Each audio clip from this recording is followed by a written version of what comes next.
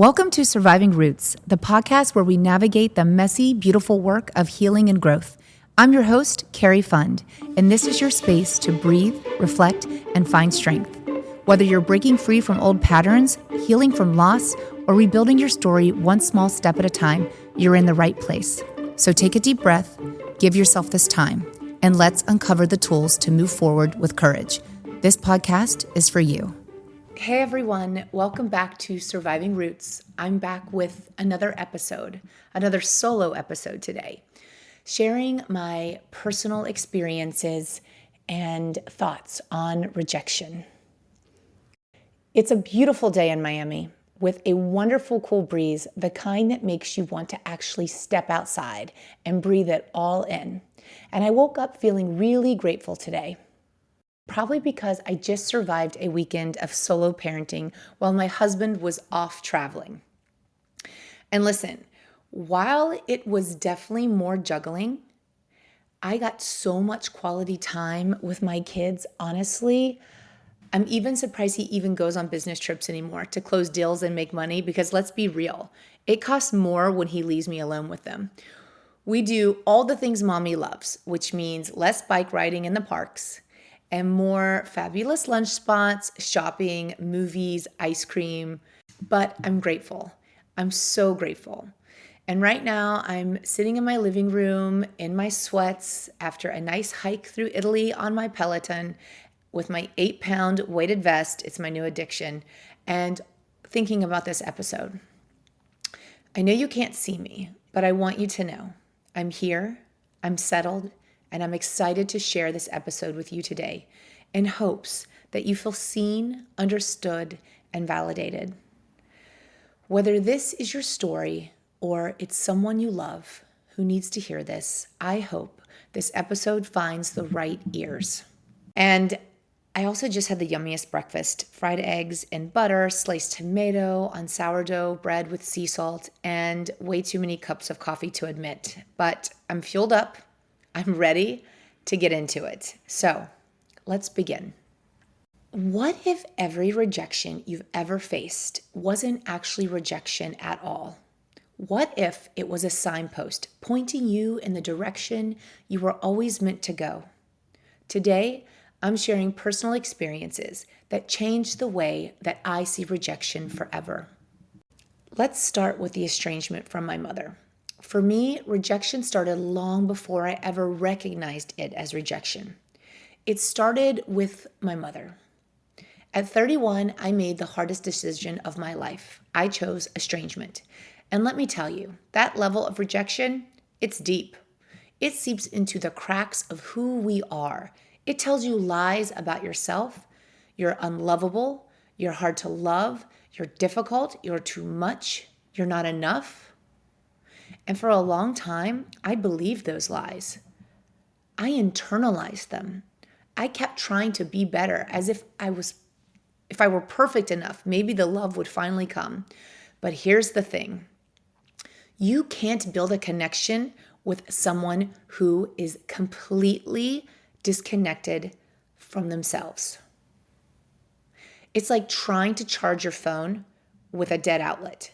You can plug in over and over again, hoping this time it will work. But if the source isn't connected, you're not going to get any power. And after years of trying, I finally had to realize it wasn't me. It was never me. I recently made a reel that brought me to tears because my son was asking me all of these innocent, sweet, and beautiful questions. For example, Mommy, if I get married one day, where will I live? What if I move far away? What if I get sick? Will you still be there for me? And my answer, without hesitation, was always, always, my love. There's no distance that could keep me from my kids, no circumstance that would make me stop wanting to be in their lives, to love them, to show up for them. And I want the best for them. I want to be a part of their joy, their milestones, their struggles, because I love them. And then I think about my own mother. I will never forget the last 3 words my mother said to me. It was winter in New York City, but the chilling temperatures outside were no match to my mother's tone. I was numb as I stood in my friend's East Village apartment. We had just started dating. I was thankful that he couldn't hear the words between us, because I'm pretty sure a fifth date that included an emotional breakdown was a deal breaker. A snotty face is not a kissable one. The more my mother spoke, "It's your fault. You only think about yourself, Cari. I wish I had a daughter who loved me," the harder it became to swallow my shame and keep my eyes dry. I had an audience, and this mama drama wasn't fair to either of us. I can't recall what started this needless argument, but I'll never forget the parts that stuck to me. The parts that both destroyed but woke me. You're not a child anymore, and this is woman to woman. She was right. I was in my early 30s and a woman, but I was still her child. I wasn't a mother, but I understood that no matter the age, a parent always looked at their kid as their children. I didn't realize a child could age out.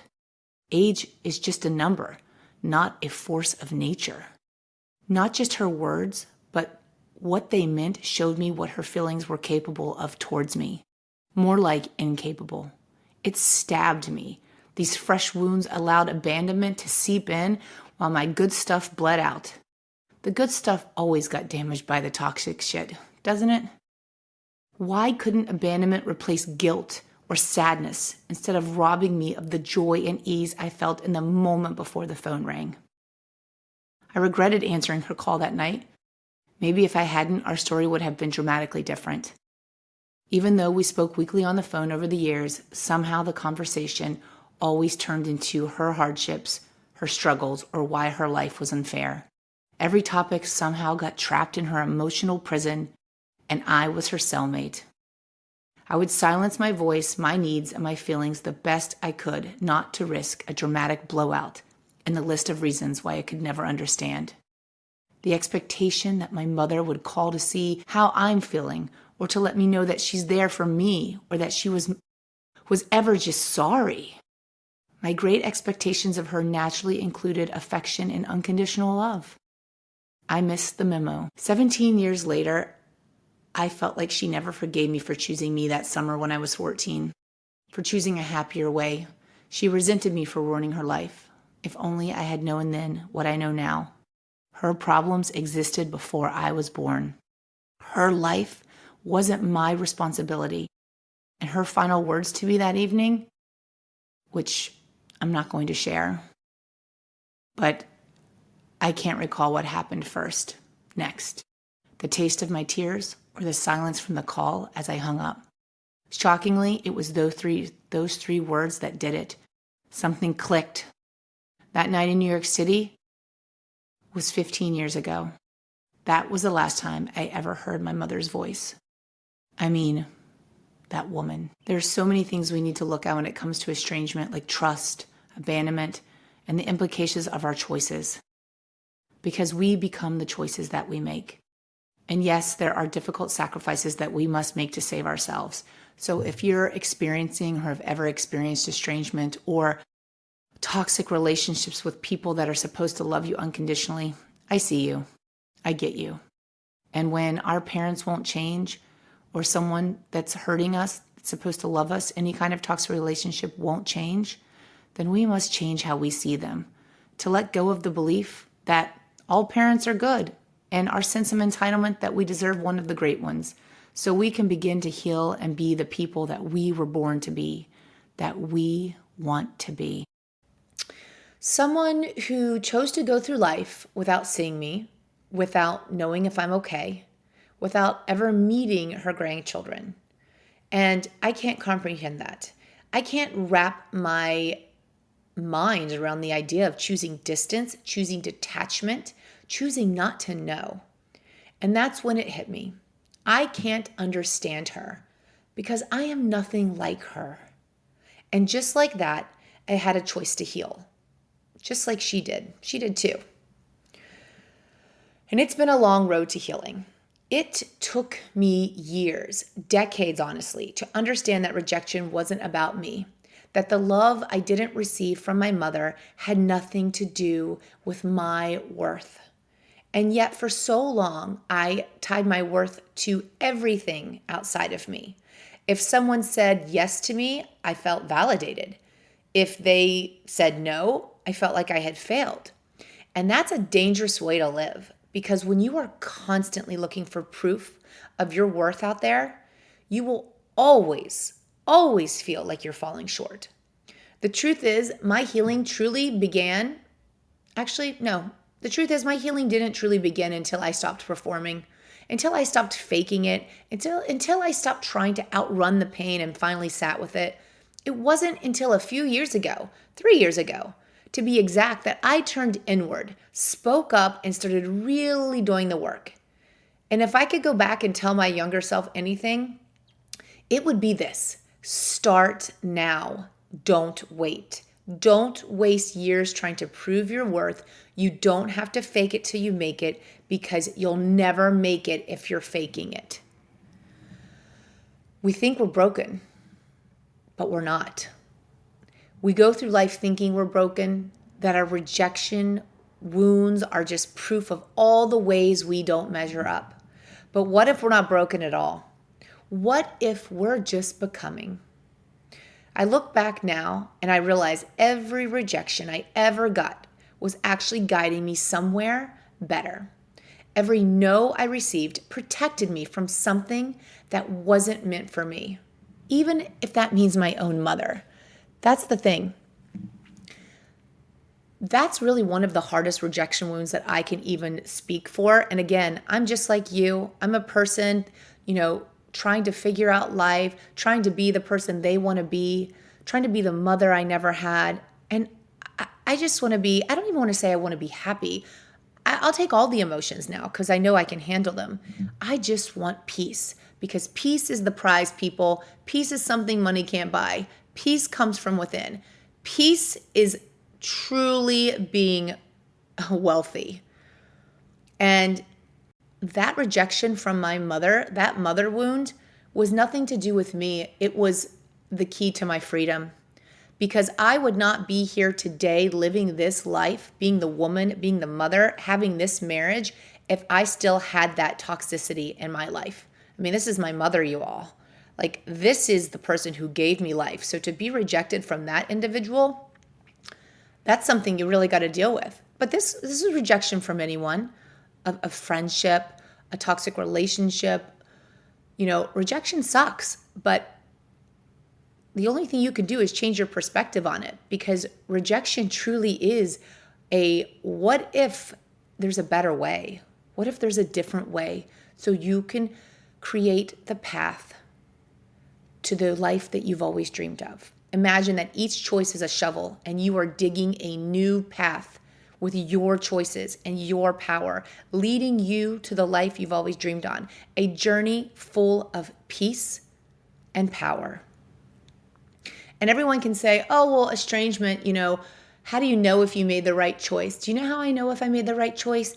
Because right when I started my healing journey, that's the interesting thing about life. Right when I said, I've finally accepted that this estrangement will be my lifetime, it's been about 15 years I've been estranged from my mother. And about 3 years ago, I've never really spoken about this or actually really told anyone, but 3 years ago, I emailed my mom. I emailed my mom a very neutral, nice email asking if she would ever like to FaceTime and speak with her grandchildren. And I did this not for me. I did this for my children, because my daughter, who's old enough now, she was probably 7 at the time, started asking about where my mom is. And I never want my daughter to think that a relationship can be broken between a mother and daughter, because that's not healthy. It's not normal. But sometimes it has to be when we're left with no choice. And I emailed her, and you know what she said? Nothing. I never got a reply from my mother. I gave her an opportunity to leave the past behind us and to start new, for her to meet these 2 beautiful grandkids that she's their grandmother to, and she never responded to me. It gets better. So then 2 years ago, so I'm about a year into my healing journey, and I swear it's like God, the universe, whatever you believe, really likes to test you to see if you really believe you're worth the life that you dreamed of. My brother, I guess, got involved because he even overheard my kids asking about their grandmother, his mother. And so he called her and he talked to her and he said how this stuff all has to end, that Cari has reached out to you. She would like for you to FaceTime and let the kids see you and talk to you. And can you believe on Thanksgiving Day 2 years ago, I got a text and I looked down at my phone screen and it said mom. And I looked at my husband and I said, Mom, whose mom is this? Because it had already been like 13 years, you guys, since I'd ever spoken to my mother. And it was my mother. And she wrote me this message. And at first I was like, wow, maybe possibly she's changed. This seems like a very nice, neutral message coming from somebody who was excited that I was looking forward to having her FaceTime with her grandkids. That one text message over a 3-day period turned into absolute chaos. Now, I didn't respond in any rude way. I know what my mother is about. I know how she works, and I know not what to say and what to say. And within 24 hours, the texts that I were receiving were the exact same words from our very last conversation 13 years ago at the time. She had not changed. She had not healed. She had not grown. It was the same blame game. Her, the adult, the mother in the relationship, blaming me for things that were never in my control. Because that's at the end of the day, I can't control her choices and her consequences. I was a kid. So there's no responsibility there. I'm not carrying anyone's adult heavy suitcases. And at the end of the day, I'm a mother now, and I'm responsible for my own kids and myself.